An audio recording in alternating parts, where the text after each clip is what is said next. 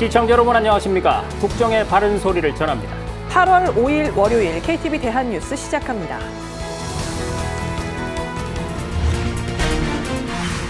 입추를 앞두고도 어제 일부 지역은 한낮 기온이 40도에 달하며 5년 만에 최고 기온을 기록했습니다. 찜통더위가 계속되면서 온열 질환자도 속출하고 있습니다. 증시가 급락하며 코스피 코스닥에 사이드카에 이어 서킷 브레이커까지 발동됐습니다. 이에 따라 20분 동안 매매 거래가 중지됐습니다. 이스라엘을 겨냥한 이란의 보복 공격이 임박한 것으로 관측되는 가운데 조 바이든 미국 대통령이 안보회의를 소집했습니다. 우리 정부는 이스라엘과 레바논에 체류 중인 국민들에게 속히 떠날 것을 권고했습니다. 첫 소식입니다. 입추가 내일 모레인데 더위가 여간에선 누그러질 기미를 보이지 않고 있습니다. 어제 경기도 여주는 한낮 기온이 40도에 달하면서 5년 만에 최고 기온을 기록했고 오늘도 찜통 더위는 계속됐는데요. 온열 질환자도 속출하고 있어서 각별한 주의가 필요합니다. 김유리 기자입니다. 온몸으로 물줄기를 맞으며 더위를 식힙니다. 미끄럼틀을 타고 물속으로 풍덩. 물장난을 치는 아이들의 얼굴에는 웃음꽃이 피어납니다. 더워서 계속 물놀이장 가고 싶다고 그랬는데 오늘 이렇게 돼서 너무 기쁘고 끝까지 엄청 더웠는데 들어오고 나니까 엄청 시원해서 좋았어요. 물놀이장은 찜통더위 속 오아시스가 됐습니다. 날이 너무 더워가지고 아이들 데리고 같이 피서 왔습니다. 잘 때도 더워서 예약해놓고 입추를 코앞에 두고도 좀처럼 식을 줄을 모르는 더위. 가만히 서 있기만 해도 땀이 날 정도로 푹푹 찌는 날씨입니다. 이런 가마솥 더위에 온열 질환자도 속출하고 있습니다. 4일 기준으로 1,546명의 온열 질환자가 발생했고 그중 사망자도 11명으로 집계됐습니다. 이렇게 무더위가 기승을 부리는 건 두 개의 고기압 영향입니다. 티베트 고기압과 북태평양 고기압이 마치 이불처럼 한반도를 뒤덮어 열기가 빠져나갈 틈이 없기 때문입니다. 어제 경기 여주 점동면의 낮 기온이 40도까지 치솟아 5년 만에 최고 온도를 기록한 데 이어 오늘도 서울과 대전은 34도, 대구는 35도까지 치솟았습니다. 전국에 폭염특보가 발효된 가운데 당분간 최고 체감온도 35도 내외의 매우 무더운 날씨와 열대야가 지속될 것으로 예상되니 온열질환 등 건강관리에 각별히 유의하시기 바랍니다. 뜨거운 열기가 쌓이면서 내륙을 중심으로 소나기도 오겠습니다. 오늘 밤까지 경남 서부 내륙, 전북 동부 등에 최대 80mm, 그 밖의 지역에는 5에서 60mm의 비가 전망됩니다. 한편 행정안전부는 17개 시도에 현장 상황관리관을 파견, 폭염 대처 상황을 긴급 점검했습니다. 폭염이 자연재난에 포함된 2018년 이래 현장 상황관리관 파견은 처음입니다. 아울러 폭염에 노출되기 쉬운 현장 근로자 보호에도 나섭니다. 먼저 폭염으로 현장 근로자 작업이 곤란하거나 안전사고 발생 우려가 있을 경우 감독관이 현장 여건 확인 후 작업을 일시 정지하도록 했습니다. 또 계약 정지가 곤란한 경우엔 야간 작업 등을 통해 계약을 이행하고 계약 상대자가 작업 시간 축소를 요청한 경우엔 계약 기간을 연장하도록 했습니다.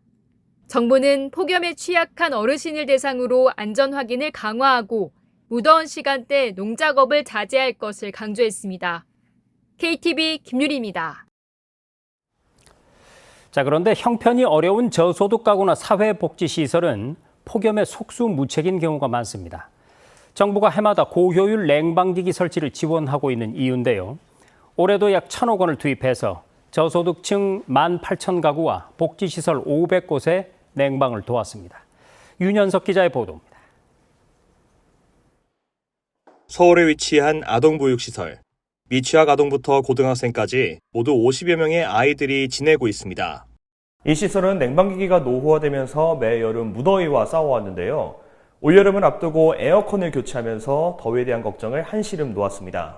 이 아동시설은 최근 정부의 저소득층 에너지 효율 개선 사업을 통해 냉방기기와 창틀을 교체했습니다. 시설 관계자는 냉방기기 교체로 폭염도 견디고 전기요금도 절약하는 일석이조 효과를 보고 있다 말했습니다. 아이들이 책을 보거나 좀 살짝 뛰어놀 때 되게 좀 편안하게 시원하게 할 수 있고, 아이들 50명에 직원이 40명이 지금 생활을 하고 있는데, 예전에 제가 생각할 때는 거의 200만 원 넘게 나왔던 그런 전기요금이 있었는데 지금 100만 원이 넘지 않고 있다라는 거는 굉장히 많이 전략이 되고 있다라고 생각을 합니다.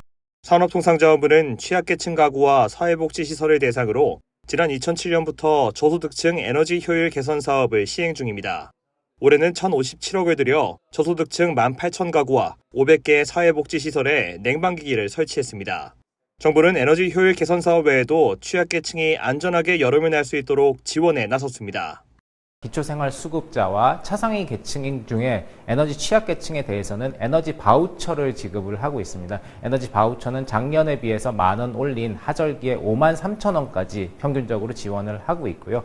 이 밖에도 에너지 취약계층을 위한 한전의 요금 할인 제도 등 폭염으로부터 에너지 취약계층을 보호하기 위해 적극적으로 나설 계획입니다. KTV 윤현석입니다. 윤석열 대통령이 여름 휴가에 들어갔습니다. 윤 대통령은 이번 휴가 기간을 활용해 하반기 국정 운영 방향을 구상하는 한편 내수 진작을 위해 다양한 민생 현장을 방문할 계획입니다. 이혜진 기자의 보도입니다. 이번 여름 휴가 기간 윤석열 대통령은 한 곳에만 머물지 않고 곳곳으로 이동하면서 다양한 민생 현장을 방문할 걸로 보입니다. 내수 경기 진작을 위한 행보입니다. 실제 윤 대통령은 지난 국무회의에서도 전국 각 지역이 방문객을 맞이하기 위한 준비를 하고 있다며 내수 진작을 위해 휴가를 줄이지 말고 모두 사용해달라고 당부한 바 있습니다. 본격적인 여름 휴가철이 시작됐습니다. 바쁜 일상에서 잠시 벗어나 재충전하는 소중한 시간이면서 무엇보다 지역 경제의 활기가 살아나는 좋은 기회이기도 합니다. 통상 대통령 휴가는 온전한 휴식보단 전국 구상을 위한 시간으로 활용돼 왔습니다. 임기 중반부를 맞은 윤 대통령도 이번 휴가 기간을 활용해 하반기 국정 운영 방향을 구상할 걸로 보입니다. 교육, 노동, 연금, 의료 등 4대 개혁과 저출생 문제 등 주요 국정과제 관련 구체적 내용과 계획을 국민에게 알리는 방안도 검토 중인 걸로 알려졌습니다. 주요 국정 현안도 휴가지에서 보고받아 직접 챙길 걸로 예상됩니다. 이를 위해 윤 대통령 휴가에 맞춰 참모진 일부도 휴가지로 이동한 걸로 전해졌습니다. 당면 과제로는 발표를 앞둔 부동산 종합대책과 다음 달 체코원전 협력 순방, 지속되는 폭염 대응이 있습니다. 채권자만 11만 명이 넘는 티몬 위메프 사태와 제2부속실 설치 등 검토할 굵직한 국정과제가 산적한 상황입니다. 윤 대통령은 이와 함께 8.15 광복절 경축사 메시지를 구상하는 한편 특별사면 대상도 검토할 걸로 보입니다. KTV 이혜진입니다. 휴가 중인 윤석열 대통령이 남해안 최대 수산시장인 경남 통영시장을 방문했습니다. 윤 대통령은 상점 수십여 곳을 돌며 상인들과 일일이 악수를 나누고 다양한 해산물과 건어물을 구매했습니다. 윤 대통령은 이와 함께 노약자 등 폭염 취약계층 대책을 다시 한번 점검할 것을 관계부처에 당부하고 농수산물 공급 문제가 발생하지 않도록 수급 상황도 꼼꼼히 챙겨달라고 지시했습니다. 코스피와 코스닥 양대 시장 모두 주가가 급락할 때 매매를 중지하는 서킷 브레이커가 4년 5개월 만에 발동됐습니다. 오늘 하루 동안 코스피 시장은 8% 이상 떨어졌고 코스닥도 11% 이상 폭락했는데요. 어떻게 된 일인지 김용민 기자가 보도합니다. 국내 주식시장이 최악의 폭락을 기록했습니다.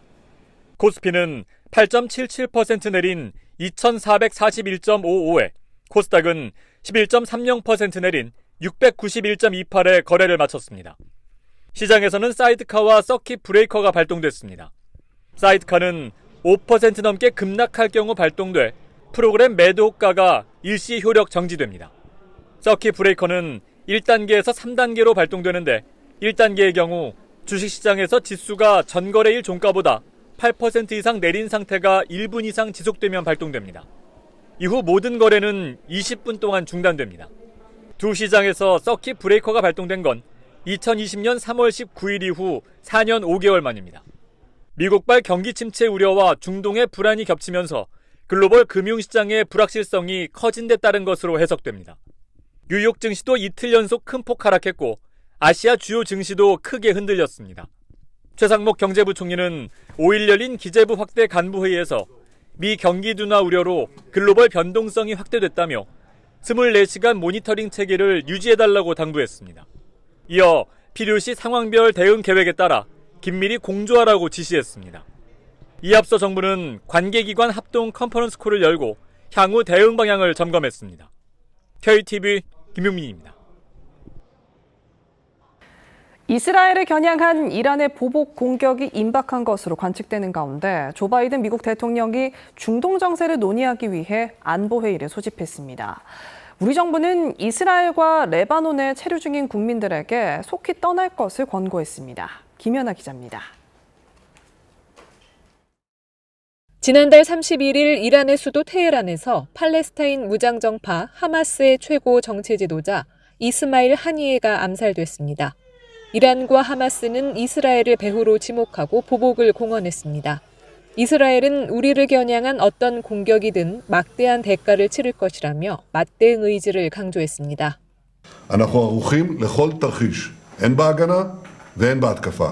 ואני חוזר ואומר לאויבינו, נגיד ונגבה מחיר כבד על כל מעשה תוקפנות נגדנו, מכל זירה שהיא. 상황이 악화하는 가운데 바이든 미국 대통령이 현지 시간 5일 백악관 상황실에서 국가안보팀과 중동 정세 현안을 논의하기로 했다고 로이터 통신이 보도했습니다. 백악관은 바이든 대통령이 압둘라 2세 요르단 국왕과도 대화할 예정이라고 전했습니다. 이런 가운데 토니 블링컨 미 국무부 장관은 이란과 헤즈볼라의 이 같은 동향을 주요 7개국 G7 외무장관들에게 통보했습니다. 블링컨 장관은 G7 외무장관들에게 미국이 이란 헤즈볼라의 공격을 최대한 제한하고 이스라엘의 맞대응을 자제시켜 중동 지역 확전을 막기 위해 노력하고 있다고 설명했습니다. 중동 내 상황이 긴박해지면서 우리 정부는 최근 강인선 외교부 2차관 주재로 본부 공관 합동 상황 점검 회의를 열어 재외국민 안전과 보호 대책을 점검했습니다. 강 차관은 레바논과 이스라엘 등 여행경보 3단계 국가에 체류하는 우리 국민에게 현재 가용한 항공편으로 조속히 출국해달라고 강력히 권고했습니다. 강 차관은 또 본부와 재외 공간이 만약의 사태에 대비해 한국인 안전이 확보되도록 최선을 다하고 정부가 신속하게 대응하도록 중동 현지 정세를 면밀히 모니터링해 줄 것을 당부했습니다. 현재 중동에 체류 중인 한국인은 이스라엘 550여 명, 레바논 120여 명, 이란에는 110여 명으로 현재까지 접수된 우리 국민 피해는 없는 것으로 전해졌습니다. KTV 김연아입니다. 북한이 신형 전술 탄도미사일 발사대 250대를 최전방에 배치했다고 밝혔습니다. 우리 정부는 동맹국들과 협력해 북한의 무기 개발 동향을 지속 추적하고 한반도 평화 유지에 힘쓰겠다고 강조했습니다. 김민아 기자가 보도합니다. 북한 관영 매체 노동신문이 중요 군수기업소에서 생산한 신형 전술 탄도미사일 발사대 250대가 국경 제1선 부대들에 배치됐다고 보도했습니다. 신문은 4일 신형 전술 탄도미사일 무기체계 인계 인수기념식이 개최됐으며 이 행사에는 김정은 국무위원장이 참석했다고 전했습니다. 김정은은 연설에서 가급적 빠른 시일 내에 핵 위협을 억제하고 방어할 수 있는 보다 향상된 수준의 핵 역량 태세를 구비하겠다고 강조했습니다. 그러면서 우리의 힘은 지속적으로 진화할 것이며 우리의 강세는 영원히 한계를 부정할 거라고 밝혀 지속적인 핵 미사일 개발 의지를 드러냈습니다. 공개된 사진을 보면 배치된 발사대는 근거리 탄도미사일인 화성 11라 발사대로 추정됩니다. 사거리가 110km로 대한민국 수도권이 사정권 안에 듭니다. 핵무기를 장착하면 이게 핵을 발사할 수 있는 탄도미사일이기 때문에 북한 스스로 자신들의 핵 능력을 과시하는 측면이 있고 다른 한편으로는 러시아의 이런 탄도미사일을 수출하기 위한 포석도 깔려 있다고 봐야겠죠. 합참은 한미 정보당국이 북한군의 무기 개발 동향을 지속 감시해왔다고 밝혔습니다. 북한이 공개 보도한 무기 체계에 대해서 그 성능과 전력화 여부에 대해서는 추적 확인이 필요합니다. 통일부는 한반도 평화를 위협하는 주 원인은 북한의 불법적인 핵 미사일 개발이라고 꼬집으면서 동맹과 협력해 나가겠다고 강조했습니다. 정부는 동맹과 함께 협력해서 북한의 도발을 억제하고 한반도 평화를 유지하기 위한 모든 노력을 다하고 있다는 말씀을 드리겠습니다. 한편 기념식에는 김 위원장의 딸인 김주애도 등장했습니다. 전위거리 준공식 참석 이후 80여일 만입니다. 다만 사진만 공개됐을 뿐 별다른 언급은 없었는데 주민 반응을 의식해 선전 선동 수위를 조절한 것으로 풀이됩니다. KTV 김민아입니다. 국회 본회의에서 야당 주도로 이른바 노란봉투법이 통과됐습니다. 이정식 고용노동부 장관은 산업 현장의 갈등과 불법 파업을 조장하는 법안이라며 내용은 물론 일방적 입법 과정에 대해서도 강한 유감을 표했습니다. 이리나 기자입니다. 이른바 노란봉투법이 야당 단독 처리로 국회 본회의를 통과했습니다. 법안 상정에 반발한 여당 의원들이 전원 퇴장한 가운데 야당 단독으로 노란봉투법이 표결됐는데 표결에 재석 의원 179명 중 찬성 177명, 반대 2명으로 가결된 겁니다. 노동조합, 노동관계조정법 일부 개정 법률안인 이른바 노란봉투법은 하도급 노동자에 대한 원청기업의 책임을 강화하고 파업 노동자에 대한 사용자 측인 기업의 손해배상 청구를 제한하는 내용이 핵심입니다. 해당 법률안의 국회 본회의 통과 소식에 이정식 고용노동부 장관은 즉각 유감을 표했습니다. 법을 지키면서 정당하게 활동하고 있는 대다수의 노동조합과 노조의 보호를 받지 못하는 다수의 노동약자는 도외시하면서 노동조합의 파업 범위는 확대하고 불법 행위는 면책해 산업 현장의 혼란과 갈등을 초래하는 법안이라고 말했습니다. 개정안이 시행되면 자영업자 등 근로자가 아닌 사람도 노동조합에 가입하여 노동조합법의 특별한 보호를 받게 되고 노동조합의 본질이 훼손될 우려가 있습니다. 그러면서 원청 사용자 등은 누구와 무엇을 어떻게 교섭해야 하는지가 불분명해지고 노동조합이라는 이유만으로 불법 행위를 해도 사실상 면책받는 특권을 누리게 될 것이라고 밝혔습니다. 또 충분한 사회적 논의와 공감대 형성 없이 진행된 입법 과정도 매우 유감스럽다고 강조했습니다. 연관된 법 제도 전반과 우리 노사의 현실은 전혀 고려하지 않은 채 불법 행위까지 보호하여 산업 현장의 갈등을 증폭시키는 것은 현재는 물론 미래 세대의 일자리까지 위협하는 등 그 부작용을 국민께 떠넘기는 법안이기. 이 장관은 다수의 근로자와 노동 약자를 위한 방안을 노사정과 여야가 함께 고민해야 한다는 것이 정부의 입장이라고 거듭 강조했습니다. 개정안이 정부로 이송되면 산업 현장과 노사관계 당사자 등의 의견을 충분히 고려해 정부가 해야 할 책무를 다하겠다고 말했습니다.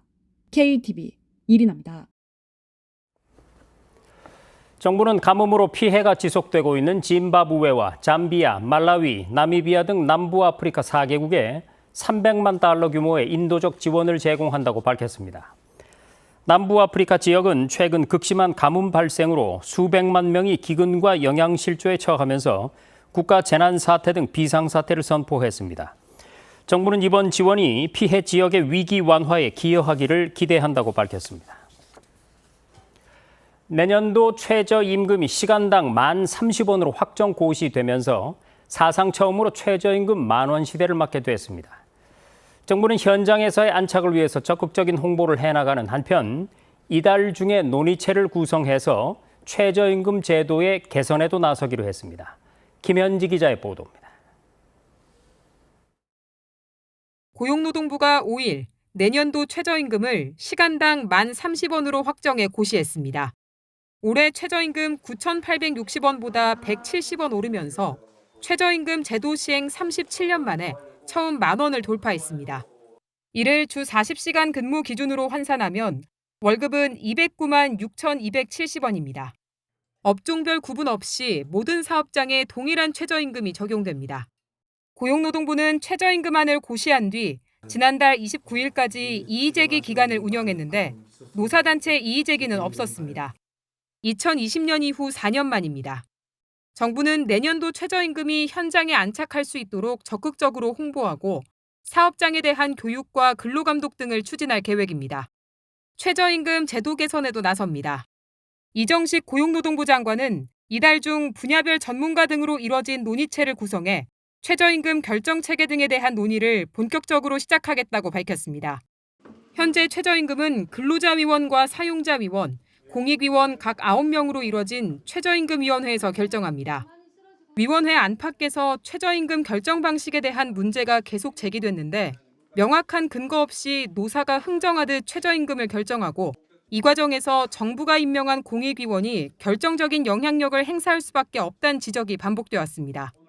이 장관은 앞서 국가의 최저임금을 결정하는 과정이 마치 개별 기업 노사가 임금 협상을 하듯 진행돼 소모적인 갈등과 논쟁이 반복되고 있다며 제도 개선 필요성을 언급한 바 있습니다.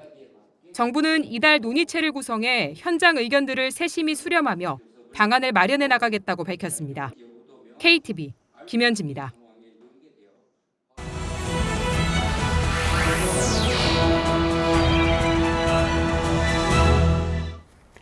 국장을 더 촘촘히 살펴봅니다. 보도자료 브리핑입니다.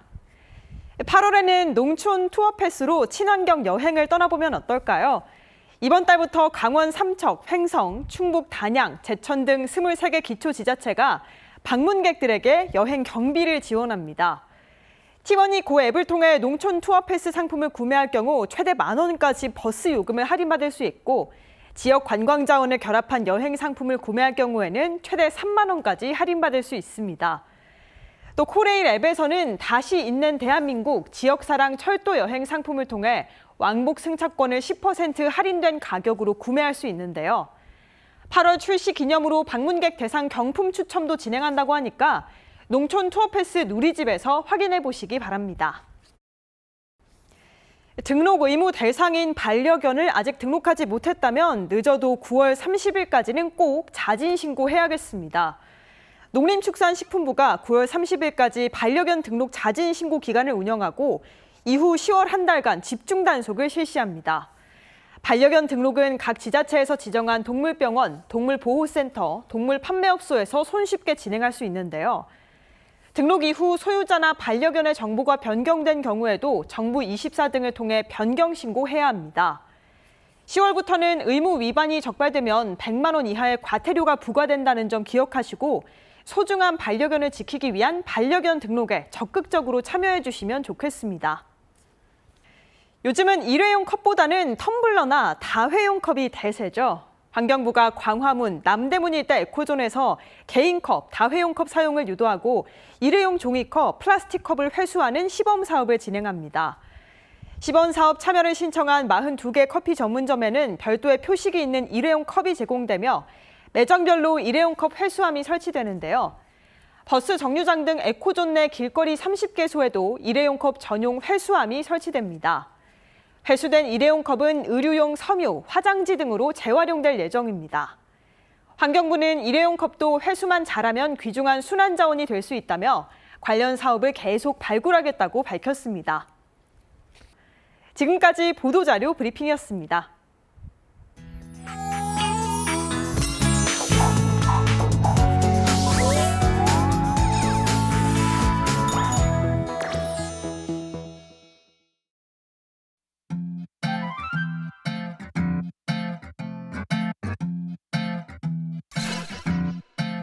다시 생각해봐. 이게 우리 최선은 아닐 거잖아. 왜 애써 네 맘을 숨겨자 나를 봐. 이렇게 금방 낚이는 시선. 좀 더 가까이. 그렇게 말고 이렇게 포근하게. 작은 내 심장 소리에 감동하게. 함께 좀 더 있자. 네가 나타나기 전까지 난 외로워 아니 심심했어. 어차피 난 늦었어. 분명 후회할걸. 뒤돌아선 순간 부터 넌 날 그리워하게 될 거야. 넌 날 그리워하게 될 거야. 한 번 빠지면 답이 없지. 어쩔 수 없어 태생인걸.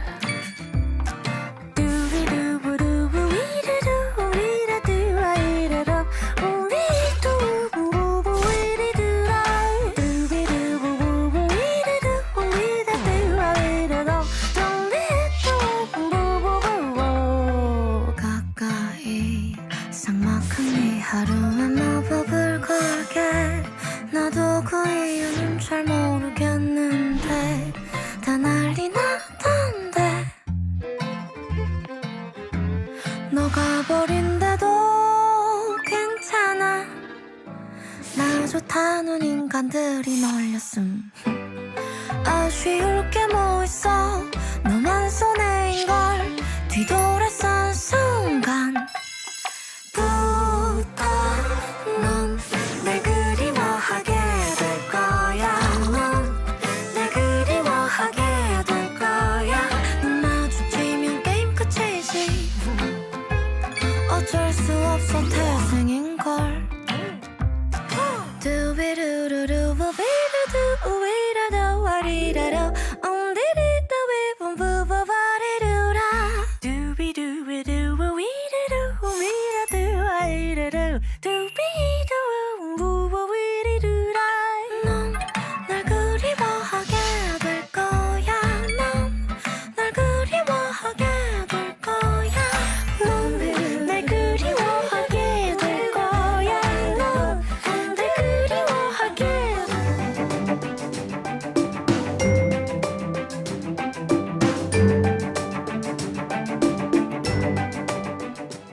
안녕하세요. K웨더 라이프스타일 예보 박성윤입니다. 오늘과 내일 대기 불안정으로 인해 내륙을 중심으로 소나기가 내리겠습니다.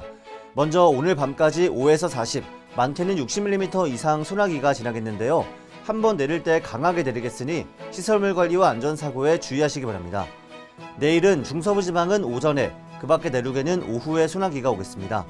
양은 5에서 40, 많은 곳은 60mm 이상이 되겠습니다. 전국이 폭염에 시달리고 있는데요. 당분간 찌는 더위가 계속되겠습니다. 서울의 내일 한낮 최고 기온은 35도까지 오르며 오늘보다 2도가량 높겠고 광주는 34도로 1도 더 오르겠습니다. 대구는 오늘처럼 35도까지 치솟겠습니다. 온열 질환에 걸리지 않도록 물을 자주 드시고 야외 활동은 최대한 자제하시는 게 좋겠습니다. 다음은 자세한 지역별 내일 날씨입니다.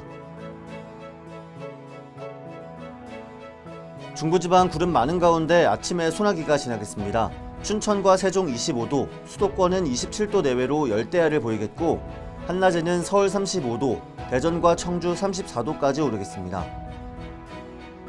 동해안지방 구름 많겠습니다. 오늘 밤에도 열대야를 보이겠고 내일 낮 기온은 울진 30도, 속초 33도, 강릉은 34도를 보이겠습니다. 남부지방도 구름 많은 가운데 낮 한때 소나기가 지나겠습니다. 광주와 부산 26도로 아침을 시작한 이후 한낮에는 34도 내외까지 오르는 폭염이 계속되겠습니다. 전해상 구름 많겠고 물결은 잔잔하겠습니다.